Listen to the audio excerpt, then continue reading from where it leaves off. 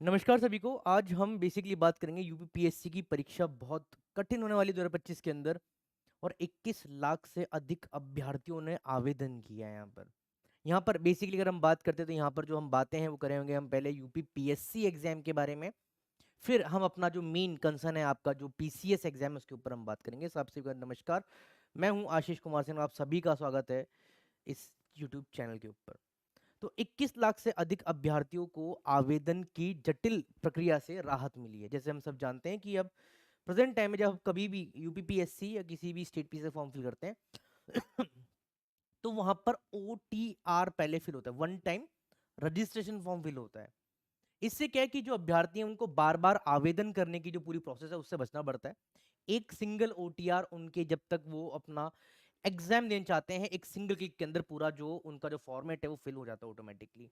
और अगर हम बात करते हैं कि आयोग की विभिन्न परीक्षाओं में शामिल होने के लिए ओटीआर की प्रक्रिया अनिवार्य की जा चुकी है और अब तक लगभग परीक्षाओं के लिए आवेदन करने वाले 21,64,019 अभ्यर्थी, मतलब ये जो हम बात करें जो स्टूडेंट्स हैं जो एस्पिरेंट्स हैं, इनको आयोग ने जो ओटीआर नंबर है वो अलॉट कर दिया। मतलब अगर जितने ये जो अभ्यर्थी हैं ये यूपीपीएससी के द्वारा जितने भी एग्जाम कंडक्ट करवाए जाते हैं उन सभी के लिए ये अपने ओटीआर के लिए एक सिंगल ओटीआर ही इनकी ईच एंड एवरी एग्जाम के लिए सफिशिएंट है।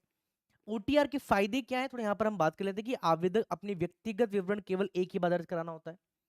अपनी फोटो एवं जो साइन है केवल एक बार अपलोड करना होता है। व्यक्तिगत विवरण जो है आपका केवल एक बार ही दर्ज कराना होगा।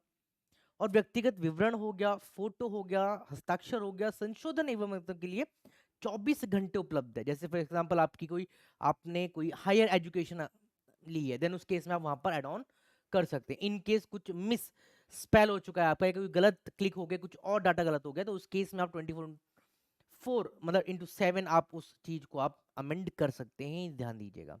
जैसे आज की न्यूज में फिर बेसिकली ये आर्टिकल ये आज का ही है कि यूपीपीएससी के इन अभ्यर्थियों ने जारी कर चुका है वन टर्मिनेशन नंबर। अब थोड़ा सा यहाँ पर हम बात करते हैं अपने पीसीएस एग्जाम के बारे में। किसके बारे में? जो यूपी पीसीएस 2025 का एग्जाम है उसके बारे में बात करते हैं।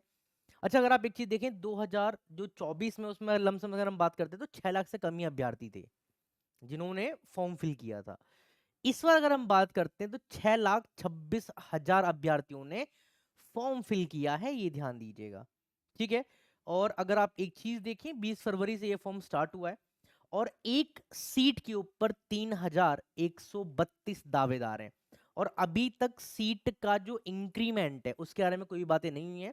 बेसिकली प्रीलिम्स के बाद ही मैक्सिमम केसेस के अंदर जो सीट है वो अलॉट या फिर उन पे इंक्रीज होती है, ध्यान दीजिएगा। 200 पदों के लिए ये भर्ती अभी तक जो स्टार्ट की गई है 12 अक्टूबर को जो प्रारंभिक परीक्षा है वो प्रस्तावित की गई है, ये ध्यान दीजिएगा। थोड़ा सा अगर हम यहाँ पर एक डाटा देखें कि 2024 के अंदर अगर हम बात करते हैं यूपी पीसीएस के अंदर तो लमसम 5,76,000 अभ्यर्थी थे। पीसीएस 2023 के अंदर 5,65,000 अभ्यर्थी थे। 2022 के अंदर 6 लाख, हम एक राउंड फिगर ले लेते हैं आपका। और अगर हम देखें पीसीएस 2021 के अंदर 6,91,000 आवेदन किए गए थे। तो आप समझ सकते हैं कि इस बार 2000 जो 25 की जो वैकेंसी है इसमें जो एस्पिरेंट्स हैं उनका जो रुझान है वो काफी देखने के लिए मिला है।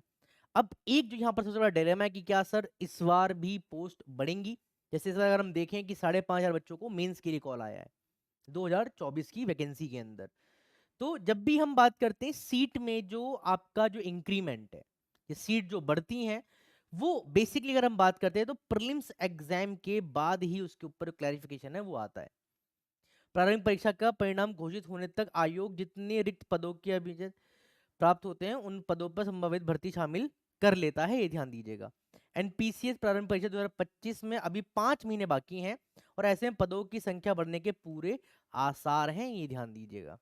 ठीक है। बट अगेन जैसे अभी यहाँ पर लोअर पीसीएस के रिगार्डिंग कुछ कंसर्न्स आए हैं तो देखिए आप, to be very frank, maximum cases के अंदर जो अभ्यर्थी हैं उनके दो ही पद के ऊपर रुझान जाता रहता है, एक तो है एसडीएम, दूसरा डीएसपी। और लमसम अगर हम बात करते हैं तो 36 से 37 जो आपकी सर्विसेज हैं स्टेट के अंदर वो यहाँ पर है। तो आप थोड़ा सा यहाँ पर बिल्कुल ध्यान दीजिएगा। ठीक है। Now clear. और इन केस आप चैनल पे फर्स्ट टाइम आए हैं तो आप सब्सक्राइब जरूर करें, बेल आइकन जरूर दबाइएगा। एंड अगर आपको ये वीडियो अच्छी लगी तो लाइक एंड शेयर जरूर करें। नमस्कार सभी को, जय हिंद।